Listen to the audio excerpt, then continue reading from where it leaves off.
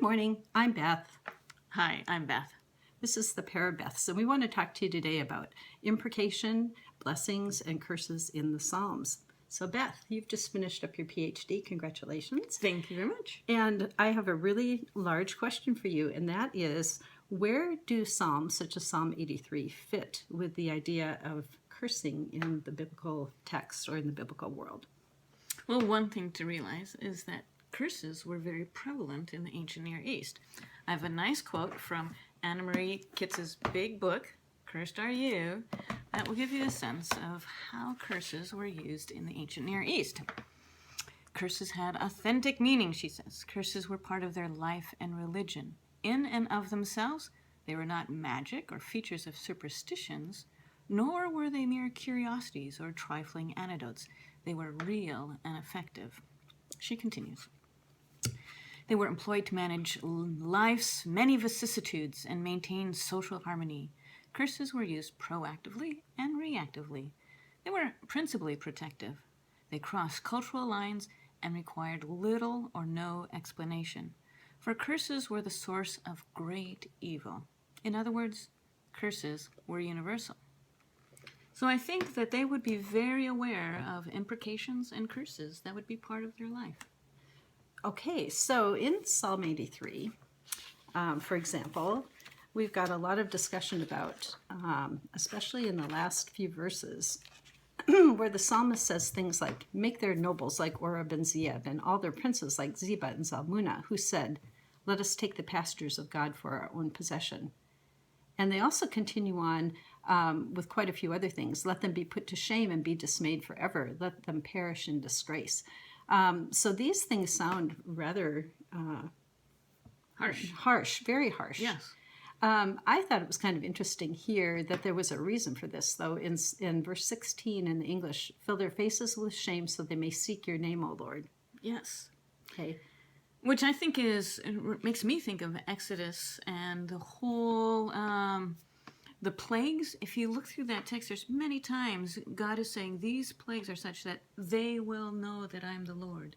So I think there is the sense of calamity that is to be a wake-up call to reveal who is the Creator and who is the Lord of Israel.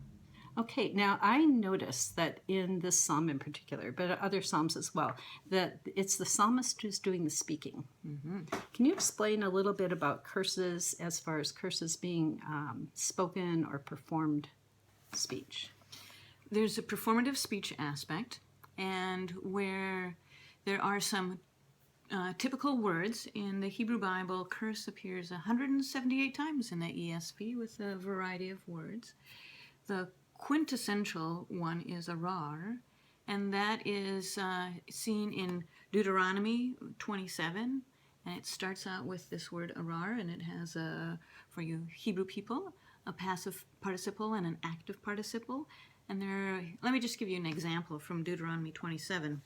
Cursed is anyone who makes an idol, a thing detestable to the Lord, the work of skilled hands, and sets it up in secret. Then all the people were to respond with amen. Here's one that's a little challenge for us. Cursed is anyone who dishonors their father or mother. Then all the people would say amen. Mm-hmm.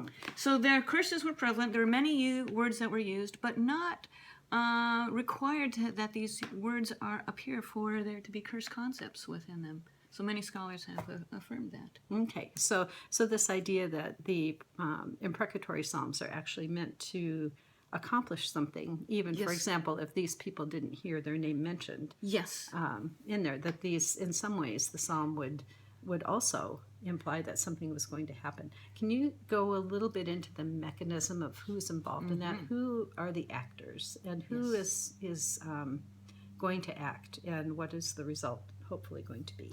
So obviously there is someone clearly in distress with such impassioned and forceful language, calling upon God. And here I think it is again with these imprecations that they're asking for God to act, that justice lies in God's hands. It's not saying, bless me, God, while I go out and take my enemy. It's to say, God, my enemy is so overwhelming. Please act on my behalf. And even with some of these curse formula words, it's really clear that Aurora, as I mentioned, it's pronounced by God, the king, the people in authority, or the whole assembly of the people acting in an authoritative way. So they recognize that God is the source of justice, and then they're appealing for God's justice to act. Okay, so this is not some random person walking down the street Right. who pronounces a curse over their least favorite person in the world. These are actually sort of almost in a technical sense, a speech on behalf of the community in a way. Yes, and to protect the community and societal norms and what God's will is intended. I think the curse of Balaam is like this, that they're not going to work. I can only do what God has is allowing. And it's noticeable that these aren't ones that are just saying, oh, I hate this person, take them out. It is saying, God, here is where I see justice. Please act on for the people's sake in your justice. Okay, and we can see that in this psalm here as well, because what the psalmist says up in the first part of the psalm is here, don't keep, O God, do not keep silence, do not hold your peace or be still, O God, for now your enemies are in a tumult. Mm-hmm. So the psalmist basically has tagged these enemies, which are of course physically his enemies, as being enemies of God as well. And because they want Israel to be wiped out, who with a covenantal relationship, and God has chosen to put his identity at stake in the people of Israel. Okay, so from an Old Testament perspective, we do have something quite powerful going on here. I wonder if we can move on and talk a little bit more about New Testament ideas. I think we can pull this forward into New Testament. Do you think that the life and work of Christ actually caused this idea of blessing and cursing to cease, or do you see something else going on there? I think many people think it does and think that, oh, now we have the New Testament and Jesus and love. But actually, Jesus is also invoking curses, and we see curses all the way through to Revelation. So it's not something that has ended with the coming of Christ, but I think it transforms in the sense that we now see the fuller picture of God's redemptive work through Jesus.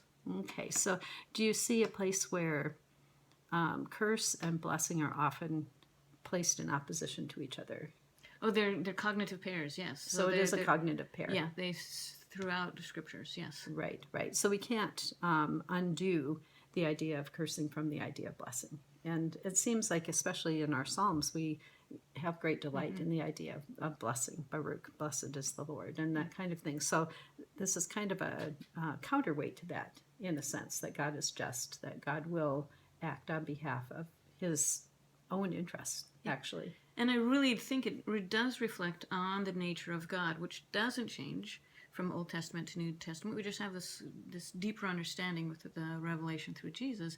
But here's a God who loves us and wants to bless us and keep us on a path of righteousness, and that often, as God has laid out with his instruction, his Torah, that if you walk away from that, there's going to be calamity. There will be curses that will come to be a wake-up call and restore you back to a right relationship with your Creator. Okay, so even though we may sometimes tag those as natural consequences, the idea is there that this natural consequence of a just God is to allow events to go so far, but then to pull back, especially to pull his people back to himself. Yes, and I would even allow within the biblical worldview some not just natural consequences, but also some supernatural acts, if God so desires. Okay, so there can be choice on his behalf to act. Now, I come from more of a sort of Western interpretive tradition that would see these as being, maybe something that used to happen, but, maybe not quite so much expecting something like that to happen to me nowadays or to my faith community. You, however, have done some field work in Tanzania and other places and have done a lot of work with the idea of African hermeneutics and so forth. Can you fill me in on where we can be more well-informed about the worldview that incorporates or understands curses in maybe a different way? Okay. Well, I think one of the things is to recognize the change of world Christianity, that wherein just 100 years ago, the majority of Christians were in Europe and North America. Well, now 1 out of every 4 Christians is in sub-Saharan Africa. And the way that demographics are going, they expect that by 2050, 38%, or 1 out of every 3, is going to be a Christian in sub-Saharan Africa. So this comes from from people and a variety of tribes and people groups, that this is part of stuff of life now. In fact, one of the bishops that I interviewed, when I said, in the United States, most people don't really believe in curses and see them as, have any effect. And he goes, really? He was just surprised of that. And amazingly, because he's actually studied in the United States, and he just didn't realize it wasn't part of our worldview. So it's palpable. It's part of their reality. So then my brothers and sisters in Tanzania, are very eager to engage the text. They love the Old Testament.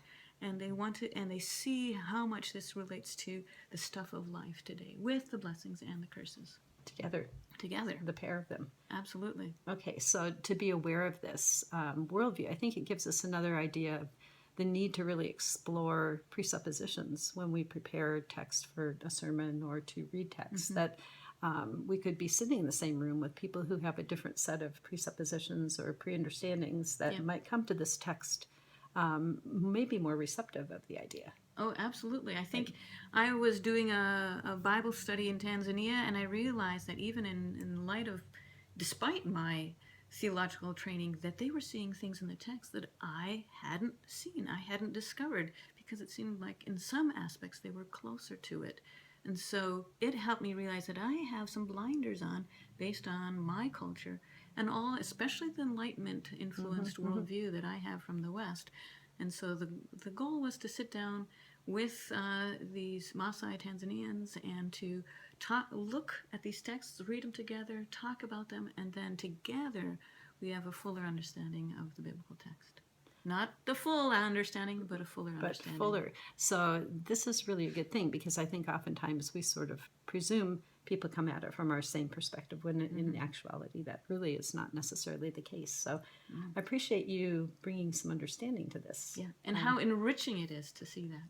Yes, it's a good thing, and I think there's nothing we can do now to sort of further the goal of the church and the mission of the church than to be really aware of worldviews that are maybe not exactly what we're expecting per se. And it's not all that it's easy or that I will understand or believe everything from that perspective, but I have a great conversation and good dialogue. Good. So it's a dialogical thing. Well, thank you, Beth. You're welcome. Okay. Bye.